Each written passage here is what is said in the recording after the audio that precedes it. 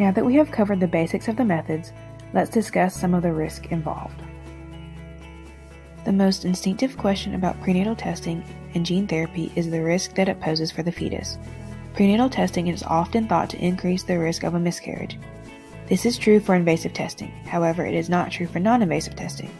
Also, the risk of having a miscarriage due to testing decreases as technology advances.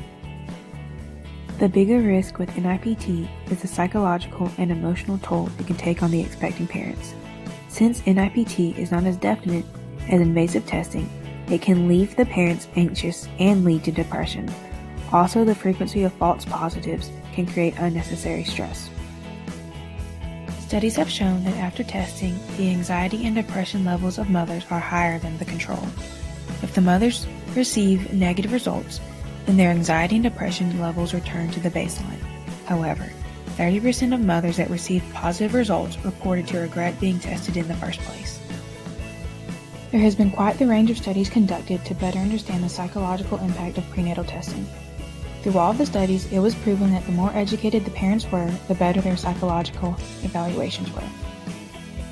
In order to help educate themselves, expecting parents will most likely go through gene counseling with a genetic counselor before they even begin prenatal screening. By going through gene counseling, a couple can decide if they want and/or even need to go through any screening.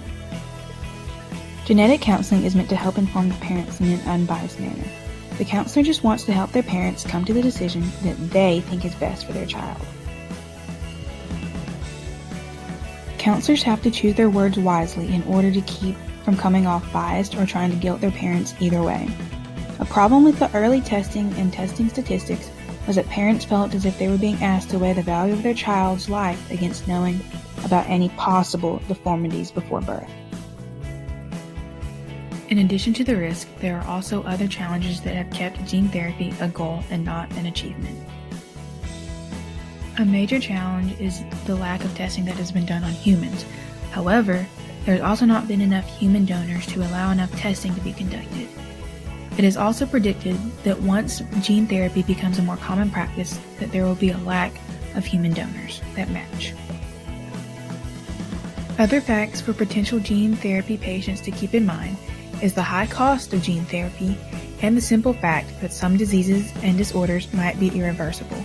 However, it is thought that if gene therapy is introduced early enough, that the therapy could be successful since the body would see the therapy genes as itself.